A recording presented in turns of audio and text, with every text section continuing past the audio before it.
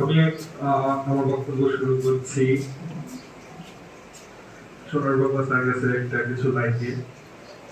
কোন সুদূরে বন্দর থেকে তোমার ঘ্রাণ ভেসে আছে, ওরাদের ভেতর আমি হাসপাস করি, বিরাট পাখির ডানার নিচ থেকে চাপা পড়া আমাকে উদ্ধার করি। পারফিউমের বোতলে নতুন পৃথিবীর গন্ধ রাখছে তোমাকে।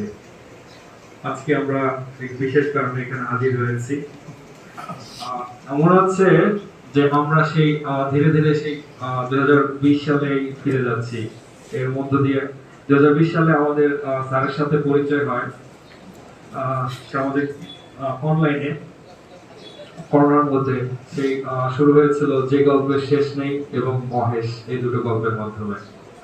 সেইখান থেকেই আমাদের স্যার শিখিয়েছেন কোনো কিছু সম্পর্কে গভীরভাবে ভাবতে, আর বেশি সংবেদনশীল হতে এবং প্রকৃতি কেন্দ্রিক ভাবতে এবং মানুষকে নিয়ে ভাবতে।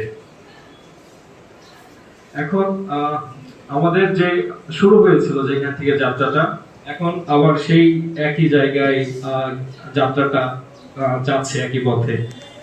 ভেতরে এই কিছুদিনের সাথে স্যারের সাথে পথ চলার সুযোগ হয়েছে, এর মধ্যে দিয়ে অনেক অভিজ্ঞতা অর্জন হয়েছে।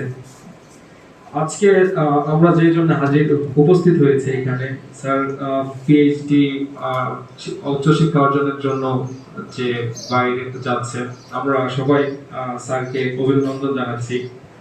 ব্যাপারটা নিয়ে আমরা সবাই আসলে এই ব্যাপারটা নিয়ে আনন্দিত।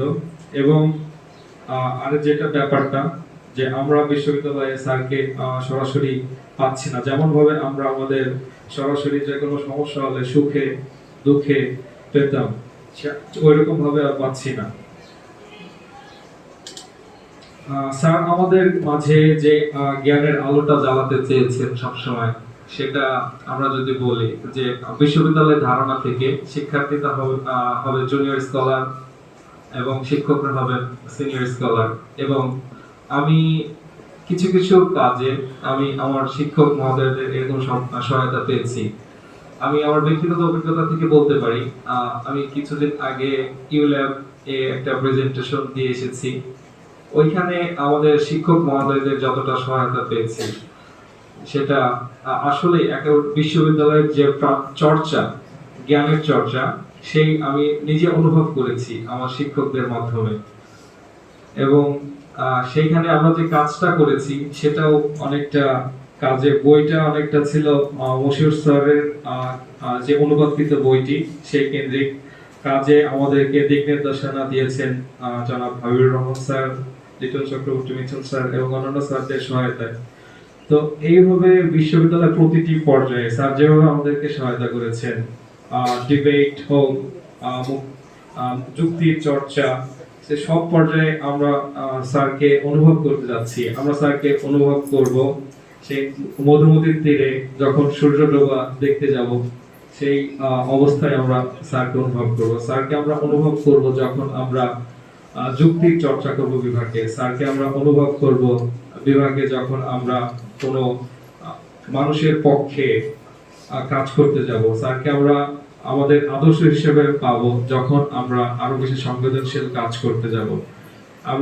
আমরা স্যার আমাদের সাথে যাচ্ছেন এখান থেকে, কিন্তু আমরা চাই স্যারের সাথে যেমন ভাবে এখন যোগাযোগ আছে, ঠিক একইভাবে স্যারের সাথে আমরা সংযুক্ত থাকতে।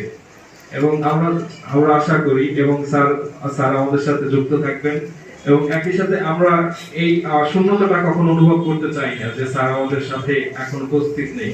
স্যার আমাদের সাথে হয়তো দেখা হবে না, কিন্তু স্যার আমাদের সাথে সবসময় থাকবেন। এবং আমরা আগে যেভাবে স্যারের সাথে সংযুক্ত ছিলাম, এখনো সেই একইভাবে যুক্ত থাকার চেষ্টা করব।